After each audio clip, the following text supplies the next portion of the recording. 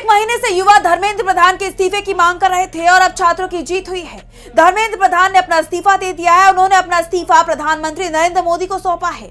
उनकी चिट्ठी भी सामने आई है जिसमें उन्होंने लिखा है, मेरे युवा साथियों में पिछले 4 दशकों से अधिक समय से छात्र, शिक्षक और शिक्षा सुधार के लिए समर्पित रहा हूँ। मेरा सदैव ये विश्वास रहा है कि एक सशक्त, समावेशी और दूरदर्शी शिक्षा व्यवस्था ही सशक्त राष्ट्र की आधारशिला होती है।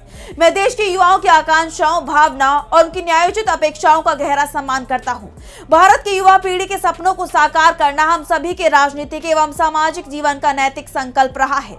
आदरणीय प्रधानमंत्री जी के दूरदर्शी नेतृत्व में राष्ट्र की सेवा करने का जो अवसर मुझे प्राप्त हुआ, उसके लिए मैं प्रधानमंत्री जी का आभार प्रकट करता हूं। किंतु 3 मई 2026 को ही नीट यूजी की परीक्षा में सामने आई अनियमितता पाई गई। भारत सरकार ने इसको तुरंत संज्ञान में लेते हुए जांच सीबीआई को सौंपी और परीक्षा को रद्द किया एवं पुनः परीक्षा की तिथि घोषित की गई। इसके साथ ही अगले वर्ष से इस परीक्षा को सीबीटी यानी कंप्यूटर बेस्ड टेस्ट मोड में करने का फैसला लिया गया।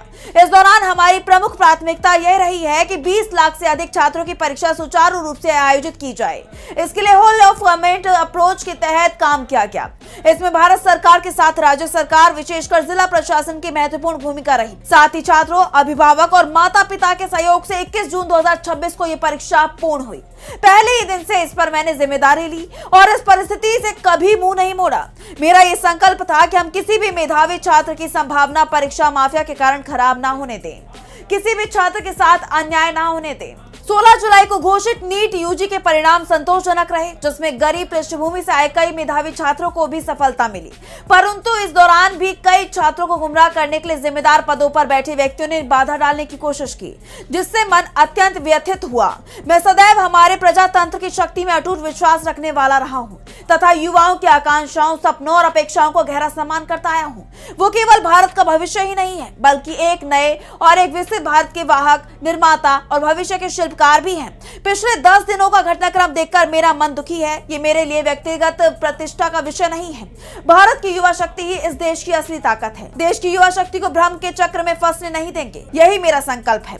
जंतर मंतर पर और देश में जो स्थिति बनी है, इस स्थिति का राष्ट्र विरोधी ताकतें लाभ ना उठाएं, देश की एकता बनी रहे। भारत के एक भी विद्यार्थी का भविष्य कानूनी पेचीदगियों में ना उलझे। हमारे बच्चे अपना समय पढ़ाई में लगाएं, करियर बनाने पर फोकस करें। इसी बात पर विचार करते हुए मैंने अपना त्याग पत्र माननीय प्रधानमंत्री जी को भेज दिया है। मैं आदरणीय प्रधानमंत्री जी के मार्गदर्शन, विश्वास और निरंतर सहयोग के लिए हार्दिक कृतज्ञता व्यक्त करता हूँ। साथ ही मंत्री परिषद के अपने सभी सम्मानित सहयोगियों, मंत्रालय के अधिकारियों एवं कर्मचारियों तथा उन सभी व्यक्तियों का भी आभार जताता हूँ जिनके साथ मुझे कार्य करने का सौभाग्य प्राप्त हुआ। राष्ट्र सेवा मेरे जीवन की सर्वोच्च प्राथमिकता है। मैं इसके लिए सदैव समर्पित रहूंगा।